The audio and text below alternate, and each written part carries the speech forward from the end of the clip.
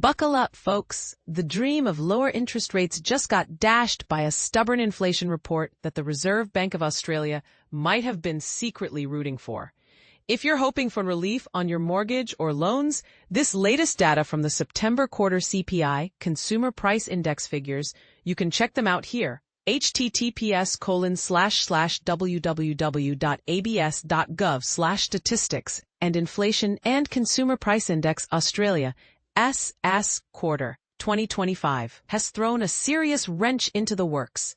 Just before this release, many were betting on an interest rate cut coinciding with Melbourne Cup Day, but alas, that's no longer in the cards. https://www.business/oct29/Australia Inflation Rate CPI Consumer Price Index Figure RBA Reserve Bank. The quarterly inflation growth clocked in at a whopping 1.2%, which was roughly twice what economists and investors had predicted.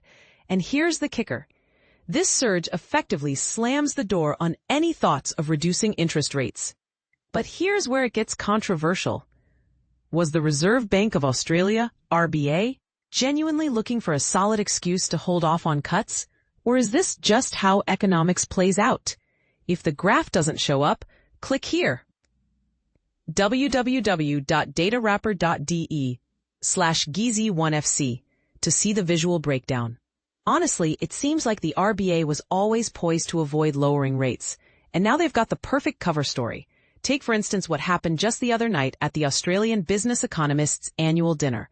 www.rba.gov.au/speeches/2025/gov/1027.html.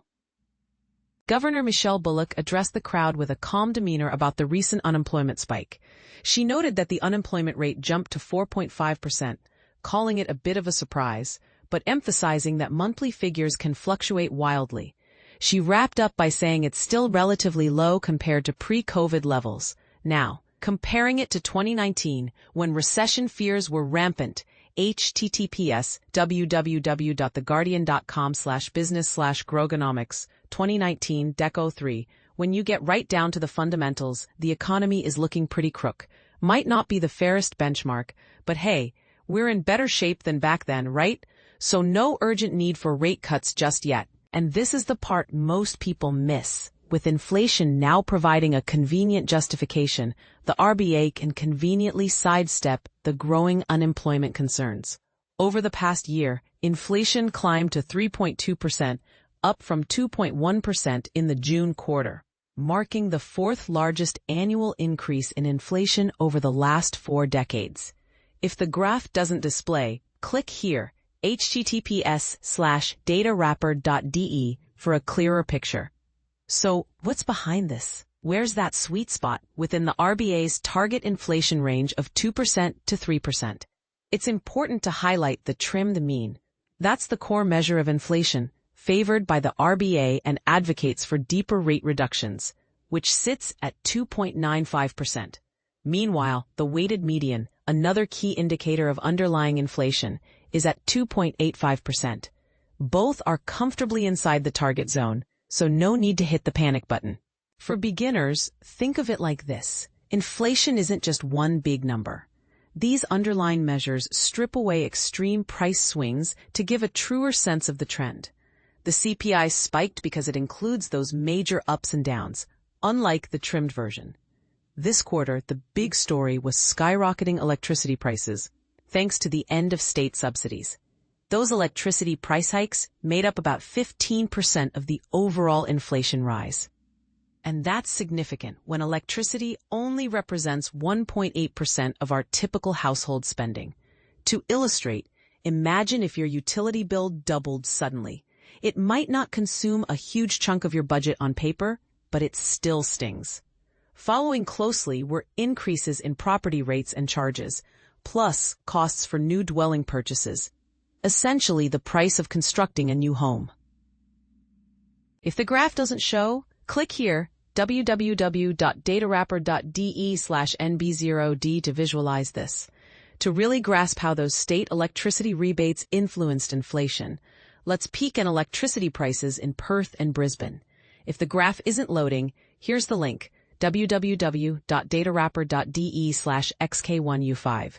In Brisbane for the September quarter, prices were 1,694% higher than a year ago, but that's not due to actual cost increases. It's because households are now footing the full bill without the subsidy cushion. Looking at the bigger picture, the full effect of those rebates has largely faded, with only the federal rebate still playing a role. Check out this graph if it's not displaying. https:/xk1u5. You might be thinking this sounds disastrous, but remember, the rebates were designed precisely for this, to cool inflation when it was raging at 6% annually before they kicked in, September 2023, and now with inflation at 3.2%, they're phasing out as planned, like stepping back from a fireplace once the room warms up. The silver lining? Most prices didn't surge dramatically. The inflation bump came mostly from a handful of items jumping more than 5% in the past year, while the number of items with falling prices stayed steady. For a visual, click here if needed, https:/datarapper.de/tbsnc. But here's a concerning angle that could fuel debate. This inflation spike is driven by essentials like electricity, property rates, and rents, those non-discretionary must-haves. These are climbing faster than luxury or discretionary items. If the graph doesn't appear, click here, https:/www.datarapper.de/vrnx. Over the past year, discretionary items rose just 2.4% on average. Wealthier households who spend more on these extras are less affected, but lower-income families bear the brunt. Plus, without interest rate cuts, those who've already paid off mortgages or locked in rates from when they were sky-high will feel it least. It's a reminder that both inflation and the supposed fix of higher interest rates often hit younger and less affluent households hardest, exacerbating inequality. Do you agree that the RBA is using inflation as an excuse to avoid rate cuts, or is this just prudent economic stewardship? Could the rebates removal be seen as a controversial move that unfairly burdens the poor? Share your thoughts in the comments. Let's discuss whether this is fair play or a missed opportunity for relief.